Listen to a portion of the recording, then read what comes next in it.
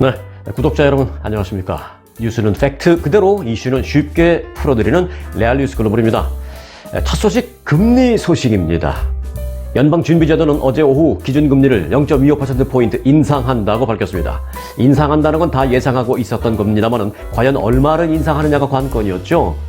통상적으로 0.25%포인트가 일상적입니다만 최근에는 이 빅스텝으로 불리우는 0.5%포인트를 올리기도 했고요. 또 지난해에는 자이언트 스텝이라고 불리는 0.75%포인트 올린 적도 물론 있습니다. 그래서 이제 그 인상폭이 관심이었는데 이번에는 통상적인 수준인 0.25%포인트 인상을 발표한 것입니다. 예상대로 이 고강도 금리 인상 정책에서는 일단 벗어나서 통상적인 인상폭으로 돌아갔다는데 거기에 의미가 있겠습니다.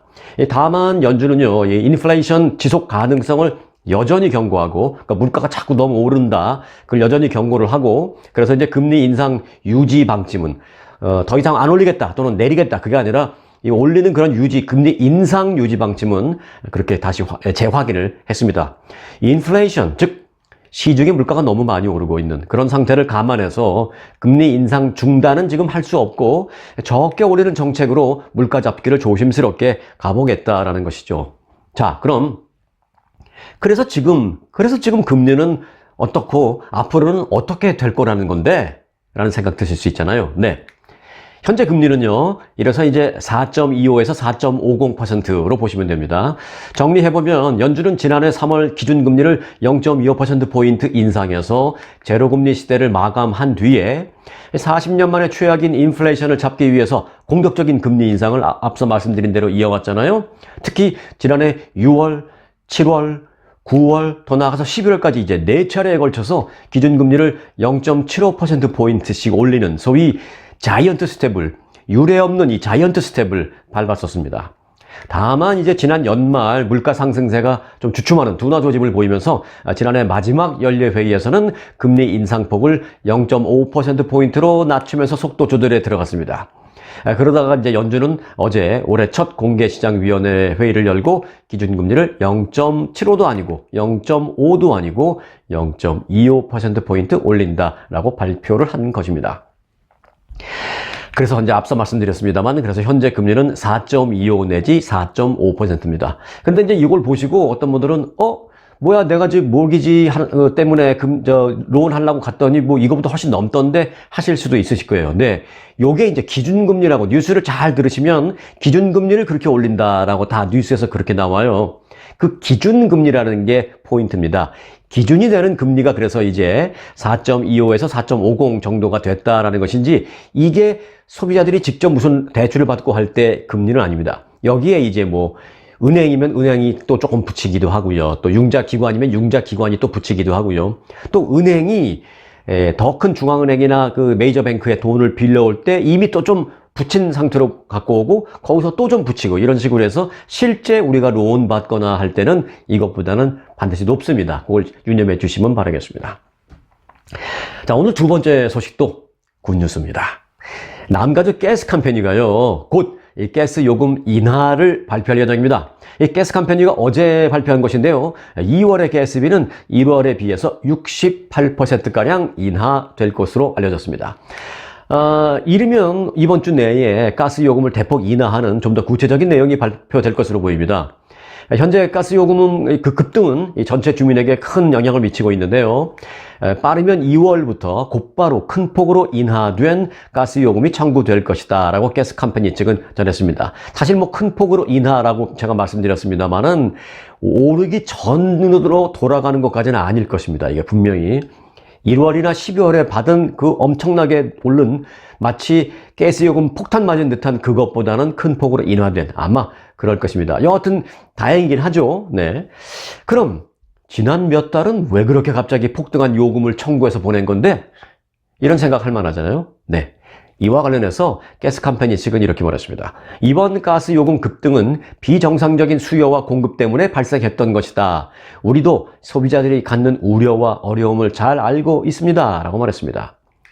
그래서 비정상적인 수요와 공급을 일정 부분 해소했고, 이에 따라 이번 달부터 큰 폭의 인하가 가능하게 됐다. 뭐 그런 얘기인 것 같습니다. 비정상적인 수요와 공급 문제가 그렇게 예고도 없이 갑자기 발생했었다라는 것도 사실 다 믿기는 어려울 것 같고요. 또 그걸 또 몇 달 만에 바로 해결했다라고 하는 것도 또 뭐 다 믿기는 어렵습니다. 일단 68% 정도 인하한다고 하니까요. 환영은 하겠습니다만 다음부터 이런 식으로 안 했으면 좋겠어요. 갑자기 이게 뭐 정말 가스나 전기 없이는 못 사는 거잖아요. 이런 필수적인 에너지를 갑자기 폭탄 맞듯이 한다는 건 이건 있을 수 없습니다. 이거 혹시 이런 거 아닌가요? 왜 사람들한테 그런 거 있잖아요. 100을 빼앗았다가 한참 있다가 그중에 60을 돌려주면 갑자기 내가 60 생긴 것 같이 기뻐하게 되는 그런 현상. 이런 걸 이용하는 건 아닌지 모르겠습니다. 그러니까 이제 가스요금 청구서 오면요. 잘 살펴보시기 바랍니다. 가스뿐만이 아니라 요즘 전기요금도 너무 많이 올랐습니다. 다음은 이제 전기요금 내릴 차례가 됐으니까 전기요금 좀 내리길 기대해 보겠고요. 참, 가스요금 일시적으로 급등으로 인해서 많은 사람들이 이제 피해와 불만을 호소하고 있잖아요. 일단 각 다른 주도 있는 것으로 알고 있습니다. 일단 캘리포니아 주 정부는 지원금으로 가정당 100불 정도씩을 준다고 합니다. 이거 신청할 수 있거든요. 한국어로도 신청이 가능합니다. 전화 걸어서. 어디에 해야 하는지는 오늘 영상 끝부분 특급 정보 시간에 한국어로 $100 받아낼 수 있는 그 전화번호와 그 정보 특급 정보 시간에 전해드리겠습니다. 끝까지 함께 하시길 바라겠고요. 네, 이 한국식 아파트처럼 뭐 20층, 30층 정도는 아니고 남가주의 특성상은 한 4층, 5층 정도 되는 그런 걸 아파트라고 이제 부르고 있잖아요. 요즘 LA에도요, 소위 주상복합 건물이 많이 생기고 있습니다.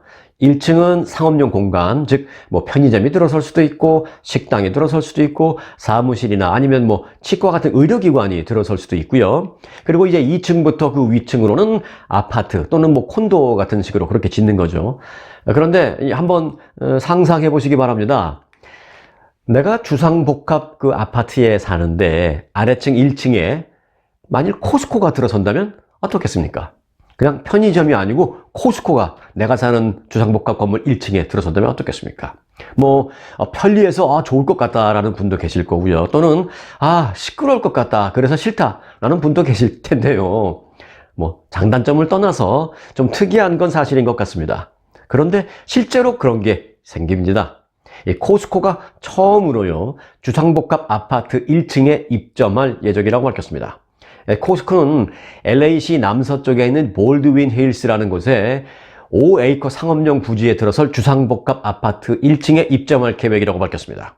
정확한 규모는 밝혀지지 않았습니다만 그 일반적인 코스코의 매장보다는 한 절반 정도 사이즈로 만들 예정이다라고 합니다. 코스코가 주상복합 건물에 입점하는 것은 이번이 처음으로요. 지상층에 이 코스코가 입점을 하면 1층에 입점을 하면 그 2층부터 이 건물의 경우에 그 2층부터는 800유닛의 주거시설과 그리고 지하 2층에 주하 2개 층에 주차시설이 들어설 예정이라고 합니다. 이 건물을 짓는 건설회사는 이렇게 말합니다. 코스코의 잠재적 고객들이 800세대 입주할 것입니다. 라고 말했습니다. 그러니까 1층에 코스코가 있는 걸 좋아하는 사람 위주로 입주가 될 것이다. 그렇다면 이제 그런 얘기가 되는 거군요. 내가 살고 있는데 갑자기 1층에 코스코가 들어오는 거라면 뭐 앞서 말씀드렸다시피 호불호가 있겠습니다만은 1층에 코스코를 이미 지어놓고 이거 좋아하는 사람 들어오세요. 라고 한다면 뭐 분양하면서 논란은 없겠네요. 논란이 있을 필요가 없겠네요. 1층에 코스코가 있으면 편하기는 편할 것 같습니다. 한편 이 분양회사는요. 2층부터 입주할 800세대 가운데 23%에 해당하는 184유닛을 저소득층에 배정할 예정이다 라고 소개했습니다. 미국이 이런 거는 참 잘하는 것 같아요. 네. 오래전에 뺑소니 사고를 일으킨 한 한인이 수감 17년 만에 가석방될 예정이라고 합니다. 뉴욕 포스트의 보도인데요. 지난 1985년 콜롬비아 학생을 치고 달아났던 한인 신영숙 씨가 지금은 이제 58살이 되셨어요. 지금 신영숙 씨가 가석방될 예정이다라고 보도했습니다. 사건 당시에는 21살이었던 신 씨는 콜롬비아 대학교 인근에서 파티를 하고 있던 10대 중국계 무리를 차로 치고 그대로 달아났습니다. 이 사고로 1명이 사망했고 4명이 다쳤습니다.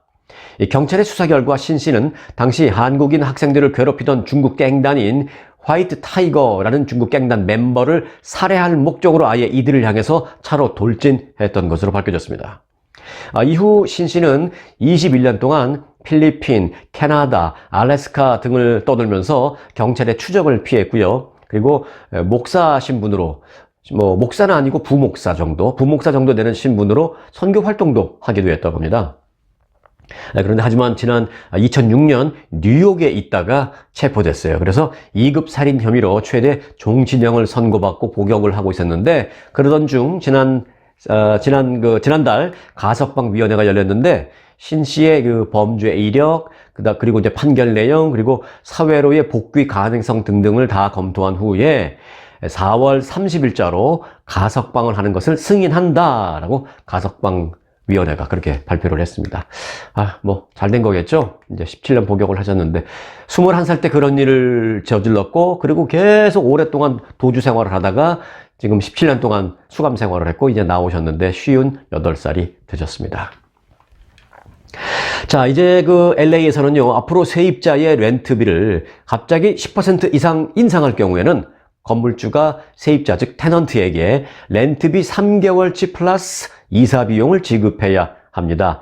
LA시 의회는 어제 이 세입자 보호 확대안을 9대2로 잠정 승인했습니다. 찬성 9, 반대 2. 이 잠정 승인이라는 것은 최종 통과는 아직 안 됐다라는 뜻입니다. 이 조례안은 이날 한인 시의원인 존 리 의원과 역시 한인인 트레이시 박 시의원 2명이 반대를 해서 이 만장일치로 통과되지 못했습니다. 이 두 분 시의원은 조금 보수적인 성향의 시의원이십니다. 그 지역구도 그렇고요. 여하튼 그래서 이제 다음 주에 재상정돼서 최종 투표를 거친 뒤에 적용될 예정입니다.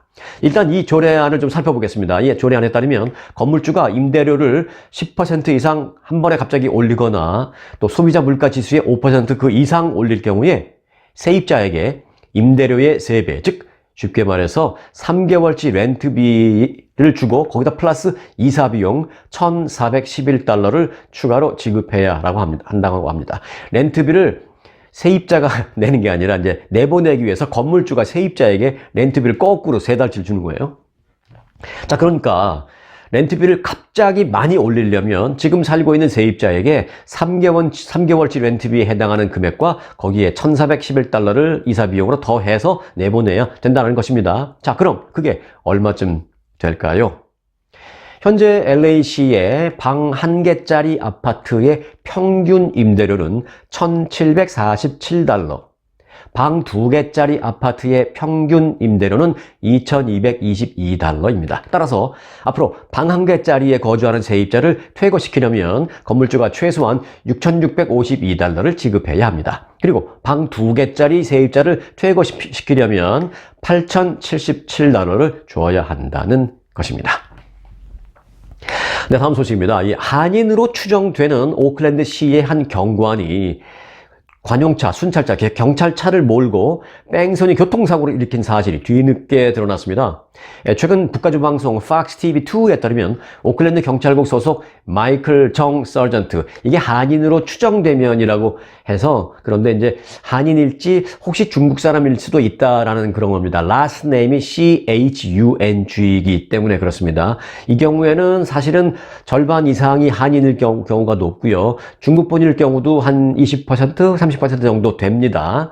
네, 절반 이상 한인일 가능성이 높죠. 여하튼 이 마이클 정 서전트는 지난 2021년 3월 25일 한 주차장에서 벤츠 S600 세단 운전석 앞 범퍼를 자신이 몰던 순찰차로 크게 들이받았습니다. 충돌한 거죠. 이 사고로 벤츠 세단 앞 범퍼는 크게 파손되었습니다. 하지만 이 마이클 정 서전트는 교통사고를 낸 뒤에 한 5초 정도 주위를 둘러보고 그대로 그냥 차를 몰고 사라졌습니다. 당시 차에는 자신의 여자친구이자 또 부하 직원인 동료 경찰도 함께 있었습니다. 이런 사실은 뺑소니 교통사고 현장에 도착한 벤츠의 차 주인이 보험사에 연락했는데, 그 보험사가 오클랜드 시정부를 상대로 수리비 13,900달러를 청구했습니다. 그러면서 이제 알려지기 시작했어요. 뜬금없이 자신의 벤츠를 당신이 시정부가 고쳐줘야 한다라고 보험회사를 통해서 이 수리비 청구를 하니까 그 청구서를 받은 시정부가 이게 뭐지? 하면서 이제 사건이 발생했던 그 CCTV 등 각종 조사를 한 결과 드러난 것입니다.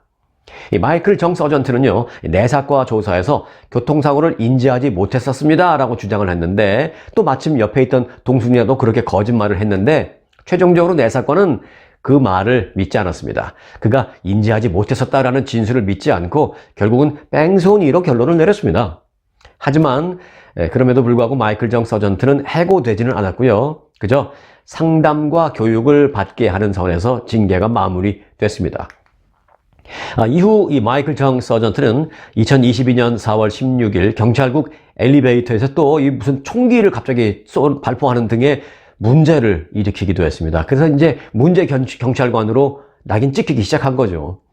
하지만 정 서전트는 이 사실도 또 숨기기 시작했습니다. 결국 정 서전트는 일주일 뒤에 이 같은 사실을 솔직하게 실토를 했고, 현재는 뭐 해고는 아니고요, 휴직 처분돼 있는 상태로 추가 처분을 기다리고 있는 상황입니다.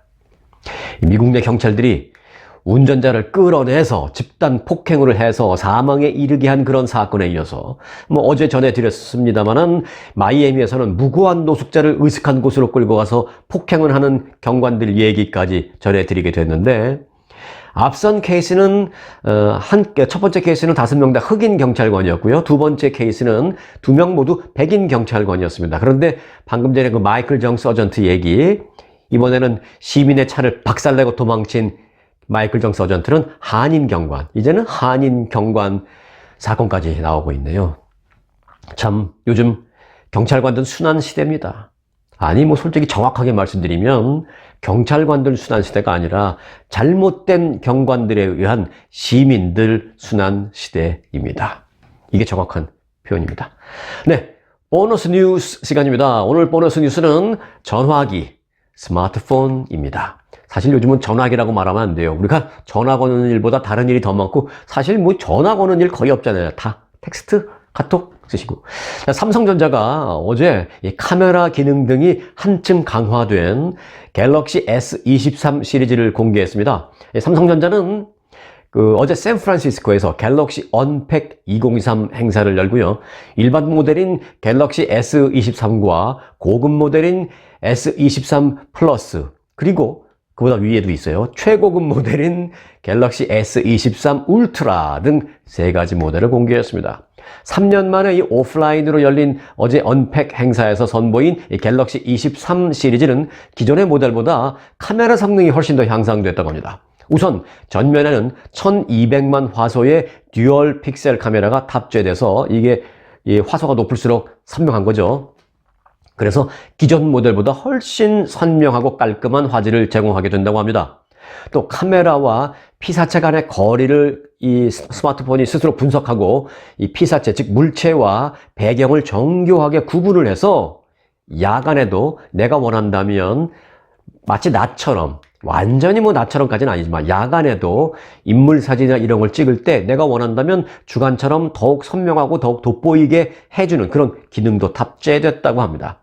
이 전문가급 사진 촬영과 편집, 또 저장 등등이 모두 가능한 이 엑스포트 로라는 앱이 있는데, 이 앱은 파일 해상도가요 1200만 화소에서 5000만 화소까지 향상이 되었습니다. 어마어마하게 클리어한 거예요. 이 앱에서 전체 사진 모드를 사용하면요, 삼각대에 딱 이 스마트폰을 올려놓으면 마치 밤하늘의 별을 천문학자들이 보는 듯이 그렇게 볼 수 있습니다. 밤하늘의 성운, 성단, 은하까지도 선명하게 촬영할 수 있다라고 삼성전자는 설명했습니다. 자, 요즘 어디 가면 디지털 카메라 갖고 사진 찍는 사람 많이 못 보죠? 다 스마트폰으로 사진 찍죠? 그런데 이제는 밤하늘의 별을 바라보면서도, 지금 우리가 갖고 있는 스마트폰으로는 밤에 하늘 보면서 찍어봐요. 아무것도 안 보입니다. 그런데 이제는 밤하늘의 별을 보면서도 모두 스마트폰 갖다 대고 이렇게 찍는 시대가 될 것 같습니다. 이제 이 S23 울트라 가능하다는 거 아닙니까? 자, 갤럭시 S23 플러스와 S23 등등은 5000만 화소 카메라가 들어가 있고요. 울트라 고급, 최고급 모델에는 기존의 2배 수준인 무려 2억 개 화소의 이미지 센서와 업그레이드된 조리개가 장착됐다고 합니다. 야, 이건 이제 앞으로 천체망원경 시대도 없어지는 시대가 올지 모르겠습니다. 최고급형인 이 울트라 모델의 경우 화소는 촬영 환경에 따라서 2억 개, 그리고 5천만 개, 또 1200만 개로 자동으로 스스로 전환하면서 빛이 적은 그런 밤에도 밝게 촬영할 수 있게 기능이 여러 가지가 있다고 합니다. 이 삼성전자는 어두운 환경에서는 더 많은 빛을 받을 수 있도록 2억 개의 픽셀을 16개씩 묶어서 그리고 1200만 화소로 전환을 하게 되고요. 밝은 환경에서는 2억 화소를 그대로 사용해서 가장 디테일한 고해상도의 결과물을 얻을 수 있다고 설명했습니다. 뭐 디테일하게 말씀드리니까 무슨 소리인지 모르겠어 라고 이 부분은 그렇게 생각하실 수도 있겠는데, 여하튼 이 갤럭시 새로 나오는 S23 이 모델들은 지금의 카메라의 기능 저리 가라, 마치 하늘의 별까지 찍을 수 있는 그런 카메라 기능이 된다. 밤도 낮처럼 찍을 수 있는 그런 기능이 된다. 그렇게만 생각해 놓으시면 될 것 같아요. 갤럭시 S23입니다. 이 시리즈는 오는 17일부터 한국을 포함한 전 세계 시장에서 순차적으로 출시됩니다. 자, 그럼 얼마냐고요? 네, 미국하고 한국하고 가격이 조금은 다른데요. 일단 미국 쪽으로 말씀드려 볼게요. 미국에서는 가장 기본형인 S23이 800불부터 시작하고요. 그보다 윗 고급형인 S23 울트라는 1200불부터 시작합니다. S23 울트라, 그게 최고급형입니다. 가장 위에 S23 울트라가 1200불부터 시작합니다. 한국에서는 기본형인 S23은 115만 5천원, S23 플러스는 135만 3천원, 최고급형인 울트라는 160만원부터 시작한다고 합니다. 전화기 한 대에 1000불 가까이 하고 1000불이 훌쩍 넘고 하고 하니까 많이 비싸다라는 생각이 드시죠? 비싸냐 아니냐 의견은 분분합니다. 이 비싸게 느끼시는 분들 당연히 있고요. 또 어떤 분들은 전화기 한 대로 일도 다 하고 각종 프로그램도 다 이용하면서 하루 종일 이 전화기를 효과적으로 사용하는데 오히려 컴퓨터보다 낫는데 라고 하시면서 충분히 값어치 있다라고 생각하시는 분들도 물론 계시고 그럽니다. 여하튼 전화기, 요즘은요 전화기라고 부를 수도 없어요. 요즘은 단순히 전화 거는 거 말고도 워낙 기능이 많이 들어있으니까 스마트폰이라고 불러야 합니다. 이 스마트폰의 진화는 계속되고 있습니다. 몇 년 뒤에는 또 어떤 기능으로 이 스마트폰이 진화할지, 저는 이 스마트폰이 진화하는 걸 보고 싶어서 오래 살고 싶어요. 저는 늘 그게 기대됩니다. 네. 특급 정보 시간입니다. 앞서 이 캘리포니아주 가스 가격의 폭등으로 지금 큰 어려움을 겪고 있는 가운데 가스 회사가 다음 달 청구서부터는 한 68% 정도 인하된 요금을 받을 것이다 라는 보도해 드리면서 정부 지원금, 캘리포니아의 경우에 정부 지원금 준다라는 얘기를 해드렸죠. 네, 정부에서 급하게 예산을 편성해서 필요한 사람들이 한해서 최대 $100를 지급하고 있다고 합니다. 사실 이런 것도 이제 여론이 뜨거워지고 주민들의 불만이 팽배해지니까 선거를 의식한 정치인들이 드디어 움직여서 가능하게 된 건데요. 이와 관련해서 LA 타임스도 급등한 가스 요금으로 주민들의 불만이 높아지자 선출직 공무원들이 구제 방안에 나서면서 적극적으로 마련됐다라고 보도하고 있기도 합니다. 자, 결론 말씀드립니다. 지원금 $100 한국어로 전화해서 신청할 수 있습니다. 한국어 신청 전화번호 1800-427-0471 1800-427-0471로 하면 됩니다. 이 미국에 살면서 한국어로 정부기관에 뭘 신청할 수 있다는 거 참 신기하기도 하고, 또 이제 그만큼 한인사회의 파워가 커졌다는 걸 느끼게 되고 그렇게 됩니다. 네. 오늘 뉴스는 여기까지입니다. 아직도 구독을 안 누르셨다면 지금 바로 구독, 좋아요, 알림 설정 3종 세트 잊지 마시고요. 편하게 앞으로도 계속 중요한 소식 저와 함께 늘 함께 하시기 바라겠습니다. 자, 오늘도 여러분 고맙습니다.